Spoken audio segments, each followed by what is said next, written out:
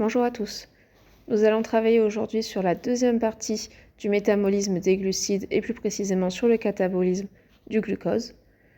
Donc nous allons voir la première voie métabolique qui va être impliquée, à savoir la glycolyse. La glycolyse peut être divisée en deux parties ou deux phases. On a premièrement la phase d'investissement.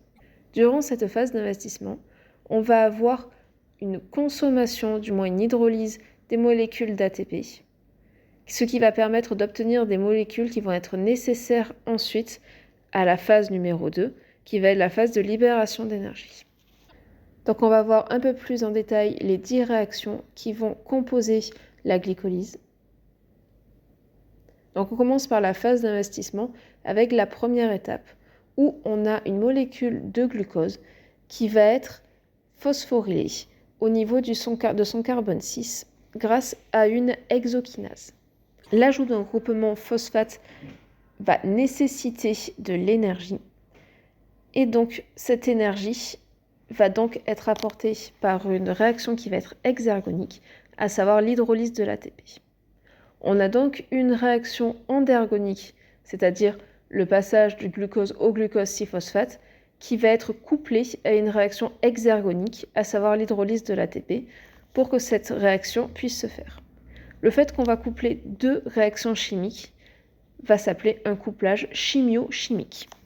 Donc ici, on peut voir que le glucose 6-phosphate va inhiber l'action de l'hexokinase, ce qui est assez logique puisque si on a une trop grande quantité de glucose 6-phosphate qui sera produit, il va pas être nécessaire d'en produire davantage. Donc la présence d'un groupement phosphate va permettre en fait de retenir le glucose dans la cellule.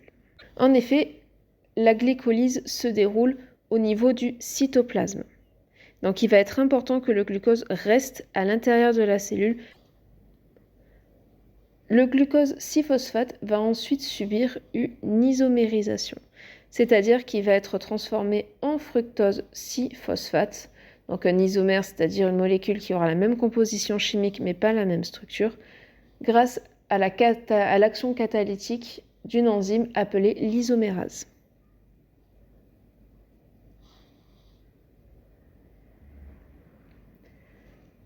Durant la troisième étape, on va avoir l'action d'une phosphofructokinase, où on va avoir de nouveau une hydrolyse d'une molécule d'ATP.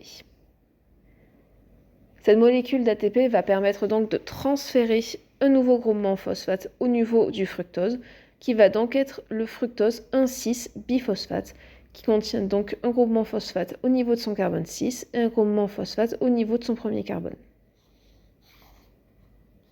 De nouveau, on assiste ici à un couplage chimio-chimique où on va avoir hydrolyse d'une molécule d'ATP pour permettre à cette réaction endergonique de se produire. La phosphofructokinase va être régulée soit par l'AMP, c'est-à-dire l'adénine monophosphate, donc l'ATP qui a perdu deux groupements phosphate, et va être inhibée par l'ATP citrate. Ça, on le verra un peu plus en détail avec le cycle de Krebs.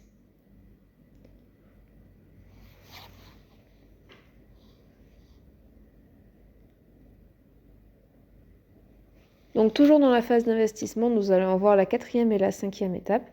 Donc le fructose 1,6-biphosphate va être scindé en deux molécules de sucre qui vont être deux isomères. Chacun de ces isomères aura 3 atomes de carbone. Cette réaction va être catalysée par une enzyme qui va être appelée l'aldolase.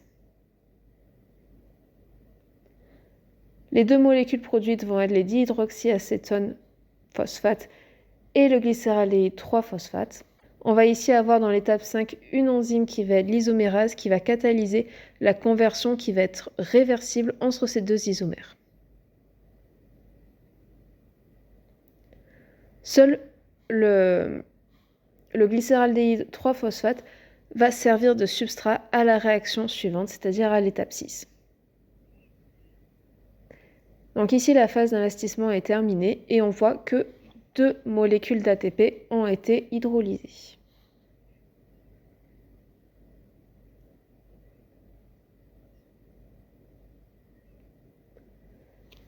Donc ici, on a 2 molécules de glycéraldéhyde 3-phosphate qui vont subir l'action d'une enzyme qui s'appelle la glycéraldéhyde 3-phosphate déshydrogénase.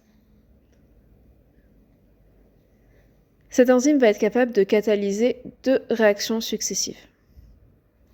D'abord, il va y avoir oxydation donc du sucre, du glycéraldéhyde 3-phosphate, ce qui va permettre ensuite le transfert d'électrons et donc la réduction du NAD+ en NADH, H+.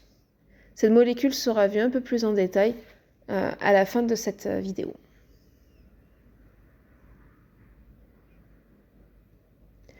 L'énergie qui va être libérée par cette oxydoréduction va permettre ensuite d'attacher un groupement phosphate, ce qui permet de produire le 1,3-biphosphoglycérate. Lors de l'étape 7, nous allons avoir l'action de la phosphoglycérate kinase qui va ici permettre pour la première fois depuis le début de la glycolyse la synthèse d'une molécule d'ATP, et plus précisément de 2 molécules, puisque je rappelle qu'à présent on est à chaque fois avec 2 molécules de glycéraldéhyde 3-phosphate qui vont ensuite être phosphorylées, etc., etc. Donc ici on a 2 molécules d'ATP qui vont être synthétisées, notamment grâce à la phosphoglycérate kinase. Donc il va donc y avoir un transfert d'un groupement phosphate et c'est donc une transphosphorylation. Par la suite, on va avoir la 8e réaction où les 2 molécules de 3-phosphoglycérate vont ensuite subir l'action d'une mutase, ce qui va permettre en fait de déplacer le groupement phosphate qui se trouvait au niveau du 3e carbone vers le 2e carbone.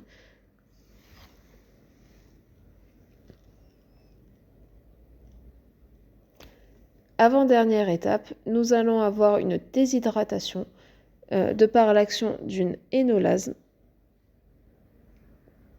Il va y avoir également production d'une nouvelle molécule qui va être le phosphophénol pyruvate.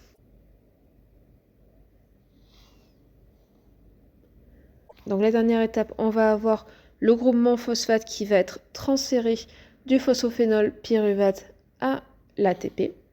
Donc on va avoir synthèse à nouveau de 2 molécules d'ATP.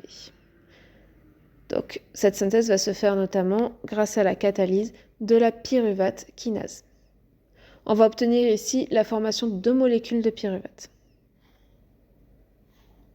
On voit de nouveau que cette réaction, en tout cas l'action de l'enzyme, la pyruvate kinase, va être régulée par l'AMP et par l'ATP.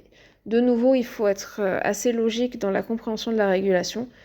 Puisque la pyruvate kinase va entraîner la production d'une molécule d'ATP, la production va ensuite inhiber l'action. C'est-à-dire que si, imaginons, on a trop de molécules d'ATP, il n'est plus nécessaire de fatiguer la cellule à en produire davantage. Donc du coup, l'ATP va bloquer la pyruvate kinase. En revanche, si on a beaucoup d'AMP, c'est-à-dire d'adénosine monophosphate, dans ce cas-là, ça veut dire que ces AMP ont la possibilité ensuite de recevoir des groupements phosphates pour produire de l'ATP. Donc l'AMP va au contraire stimuler la pyruvate kinase.